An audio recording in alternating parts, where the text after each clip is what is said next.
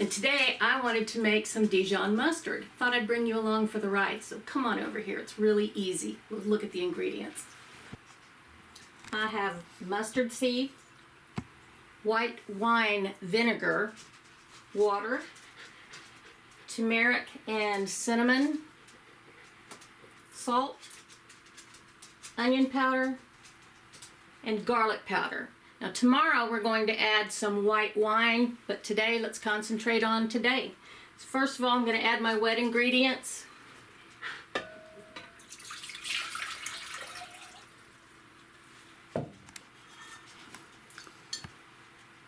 All right. Now moving to the dry, it's the turmeric and cinnamon, onion powder, garlic powder, salt. I'm going to give it a good whisk.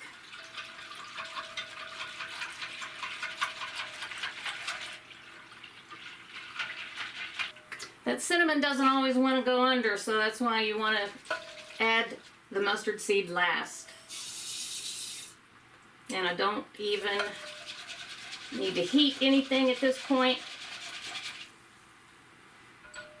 Just going to cover it. Oh my God, that smells good already. Going to cover it and let it sit overnight, up to 24 hours.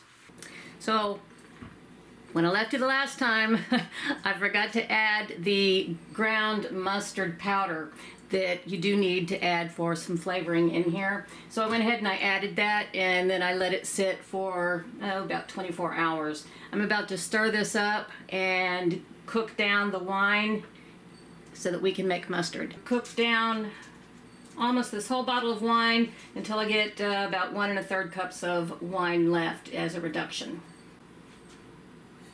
So I've spared no expense. This is the Winking Owl brand from Aldi. It's about $4, and this is a Sauvignon Blanc. It smells really good, and it does have pretty decent rating. So if you got about 2 glasses left over, maybe 1.5 glasses, go for it. I'm not going to judge you. But this is going in my pan, or actually in my pot, so that I can reduce it by half. I'm putting this in a ginormous pot because the more surface area you have, the quicker your reduction will happen, because there's just more area to evaporate. So I'm going to go ahead and get this started with putting it on high, and I'll be back when it's ready, and it should take about 10 minutes. So here we are with my reduced white wine, reduced by half, so that leaves me with 1 1/3 cup. And you want to reduce this to get rid of that sharpness, the bitterness of the alcohol flavor. I'm going to add it to the blender, and let's make mustard. I'm going to hide this part because I know it's going to be messy. I'm all set. I'm sorry about the lighting, it sucks, but this is the best I can do in this room right now. So I'm just going to go ahead and pop my lid on. On the right way. Power on. And I want to go for smoothie here.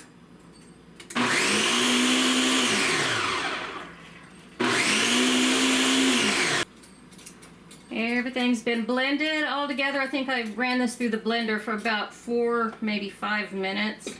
And you want to get it as smooth as possible. We're going to put it back in the pot that we did the wine in, just so we can reduce it down until it gets thick.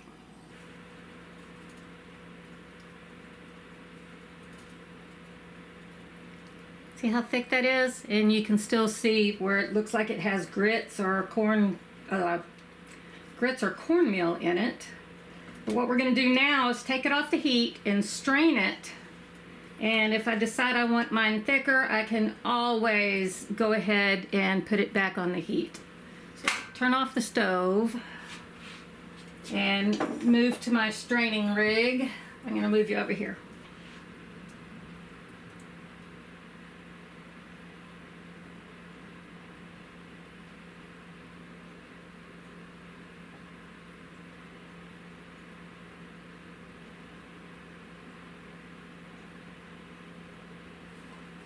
Well, there's still some left in my pot, but I don't want to go up over where the fill line is for this. Go ahead and give them some stirs.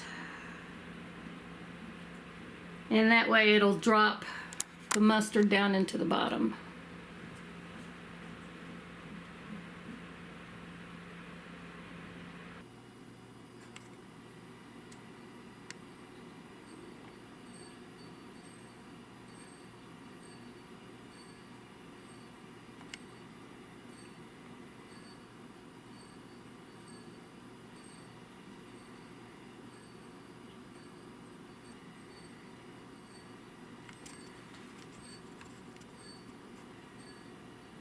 So here we are, the mustard is finished and it tastes so good.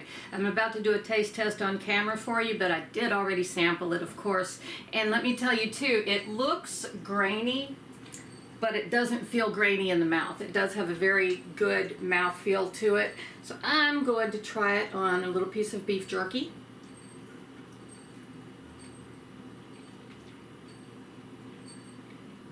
And it is superb. What I really like about it is that it's not too vinegary. You know how a lot of mustard make you pucker up? This one doesn't. This one just has a lot of good mustardy flavor. You can almost taste the cinnamon, but not quite. And the same with the other ingredients, the onion powder and the garlic. Having it on a Dot's home-style seasoned pretzel. It's really, really good on that. And it's mild enough that you can have it as a dip.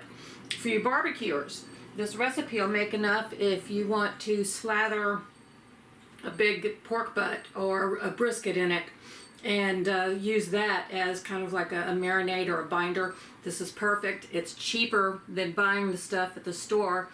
It has a lot of steps to it, but it's really easy when you put them, once you put it all together. Please give it a try. Let me know what you think about it. Leave your comments down below. Ring the bell.